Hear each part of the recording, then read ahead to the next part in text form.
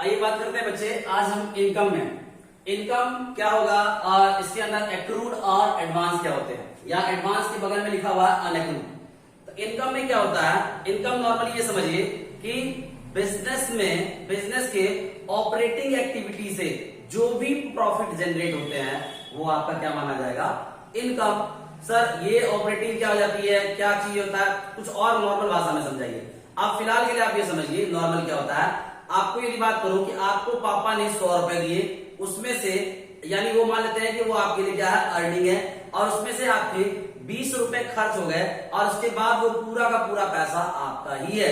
तो that means जो 20 रुपए खर्च हो गए जिसको आप एक्सपेंसेस कर रहे हैं और जो रिमेनिंग बच गया तो वो आपके लिए क्या हो गया, फायदा। हाँ सर फायदा तो हम समझते थे, तो ये फायदा को ही बच्चे हम इनकम के सेंस में समझेंगे यहाँ पे।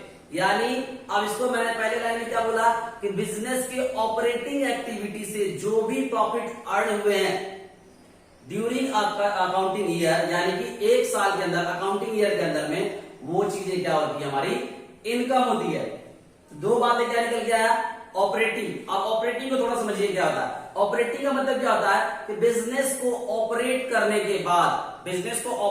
के बाद जो भी प्रॉफिट या जो भी आपकी अर्निंग हो रही है वही आपकी क्या होती है, इनकम होती है। ऑपरेट करना मतलब क्या होता है कि एक मिनिमम क्राइटेरिया कम से कम होगा कि इतने तक हमारा बिजनेस चल सके, यानी बिजनेस को ऑपरेट करने तक कई चीजों को हम बात करते हैं ऑपरेटिंग। आगे आपको ऐसी चीजें और भी पढ़ने के लिए क्लासेस में होंगी, ऑपरेटिंग एक्टिविटी वगैरह सब, बट फिलहाल के लिए आप यहाँ इनकम वाला वर्ड समझ रहे हैं। यानी बिजनेस को ऑपरेट मतलब समझिए चलाने के बाद, बिजनेस को चलाने के बाद जो भी आपको प्रॉफिट हो रहा है वही प्रॉफिट आपका इनकम, ठीक है। अब आइए बात करते हैं, यहाँ पर एक्रूड लिखा हुआ है और एडवांस लिखा हुआ है। अभी आपको मैंने लास्ट क्लासेस में मैंने आपको एक्सपेंसेस में भी ये वर्ड बताया था, लेकिन वहां पर मैंने क्या लिखा हुआ था, प्रीपेड और आउटस्टैंडिंग। ऐसा ही कुछ वर्ड यहाँ पर भी आपको ध्यान रखना है कि प्रीपेड और आउटस्टैंडिंग वर्ड तो नहीं लिखा हुआ है, लेकिन यहाँ वर्ड लिखा हुआ एक्रूड और एडवांस या अनएक्रूड। एक्रूड का मतलब क्या हो गया, एक्रूड का मतलब ये हो गया कि आपके वो इनकम जो कि मतलब क्या कर सकते हैं, अर्न कर लिए गए हैं, earn but not yet receive. यानी आपका वो इनकम जो अर्न कर लिया गया है बट रिसीव नहीं हुआ। सर ये लॉजिक क्या है, अर्न कर लिया गया है, मिला नहीं है, रिसीव नहीं हुआ, कहना क्या चाहते हैं आप फिलहाल के लिए समझ लीजिए। एग्जाम्पल पहले ध्यान समझिए। आपने कहीं पर 1 लाख रुपए का इन्वेस्टमेंट किया हुआ है, ठीक है, हाँ सर इन्वेस्टमेंट किया हुआ है, उस पर आपको मिलते हैं इंटरेस्ट, हाँ सर मिलते हैं। हम ऐसा मान के चलते हैं कि आपको उस 1 लाख पर 10% के हिसाब से इंटरेस्ट मिल रहा है। तो 1 लाख का 10% यदि इंटरेस्ट की हम बात करें तो वो अमाउंट में होते हैं 10,000। अब एग्जाम्पल ध्यान से समझना बच्चे, तो 10,000 यदि इंटरेस्ट बनता है बट उसमें से आपको अभी 5,000 ही इंटरेस्ट रिसीव हुए हैं, जबकि आपने अर्न कितना कर लिया हुआ है। यानी अर्न करने का मतलब आपका जो बनेगा टोटल इंटरेस्ट वो 10,000 बन रहा है पूरे 1 साल का, बट आपको अभी तक उसमें से रिसीव कितना हुआ है, 5,000 अभी भी रिसीव नहीं हुआ है। जो 5,000 बैलेंस है यही 5,000 आपका क्या कहलाएगा, एक्रूड इनकम, यानी अभी भी मिलना बाकी है। ड्यू तो हो चुका है बट रिसीव नहीं हुआ है। यानी इसके लिए यदि हम बात करें तो ये लिखेंगे due but not yet receive, not yet receive. यानी आपने ड्यू कर लिया है बट आपको अभी तक रिसीव नहीं हुआ है। अब यहां पर भी सर इसको हम इनकम सॉरी एसेट्स और लायबिलिटी वाले सेंस में जाएंगे, बिल्कुल जाएंगे, लेकिन पहले आप ये बातें समझ ले कि ड्यू और but not receive, yet receive का मतलब क्लियरली हो गया, आपने अर्न कर लिया है बट आपको रिसीव नहीं हुआ। यदि मैं एग्जांपल वाइज यदि मैं बात करूं, लेकिन उससे पहले मुझे इसे ये बताना पड़ेगा कि ये आपके एसेट्स के अंदर आएंगे या लायबिलिटी के अंदर आएंगे या किसी और के अंदर आएंगे।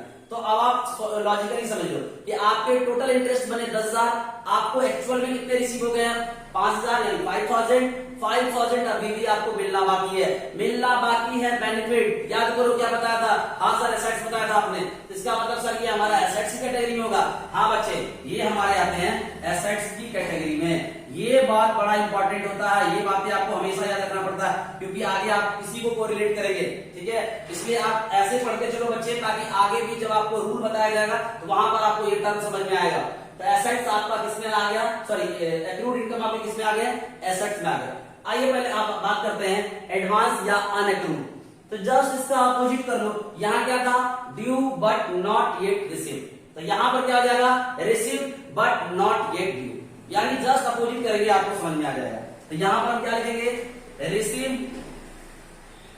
Received in advance but not yet due. Not yet due का मतलब हो गया अभी तक ड्यू नहीं हुआ है, यानी सर इसमें पैसा पहले रिसीव हो चुका है, यानी इनकम पहले आ चुका है बट अभी तक ड्यू नहीं हुआ है।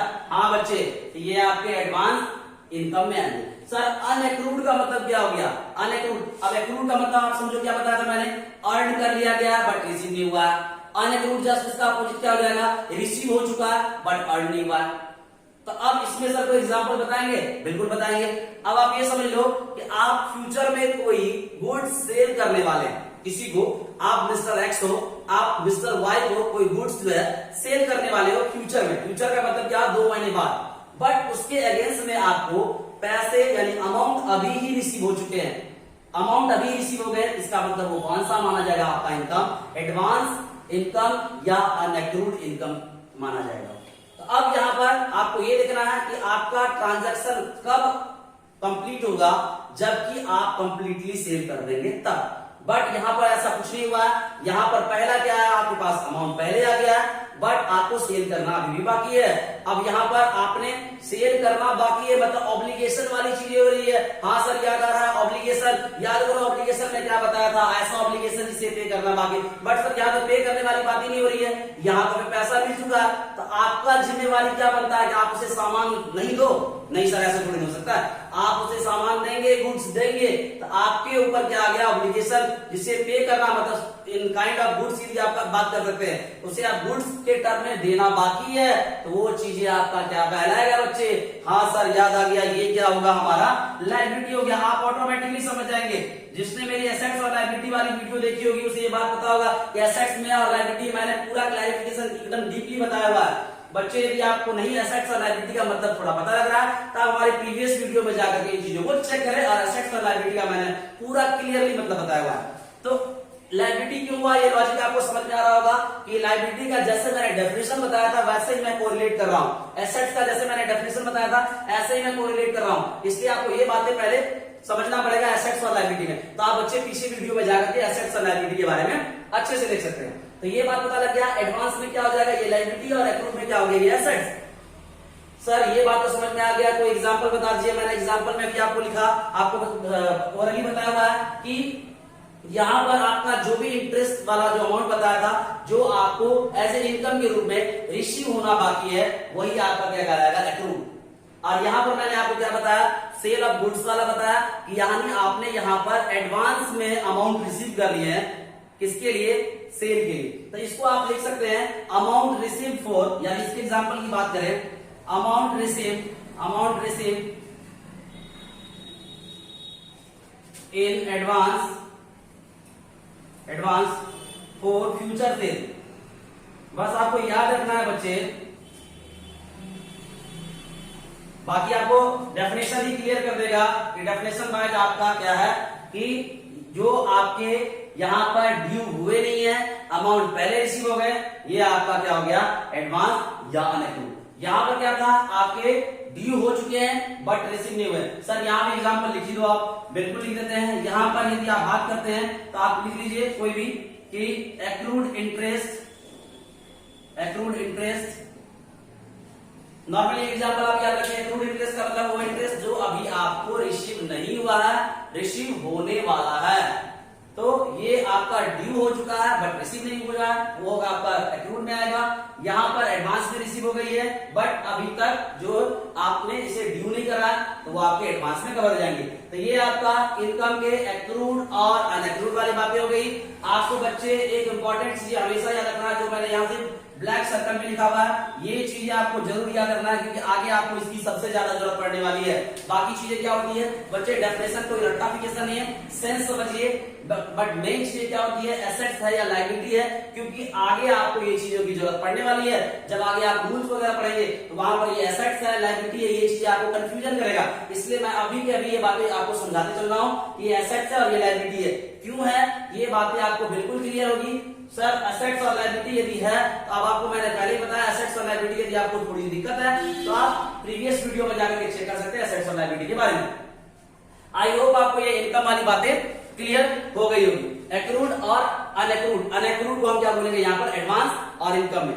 ठीक है, यहां तक आपको ये बातें क्लियर है।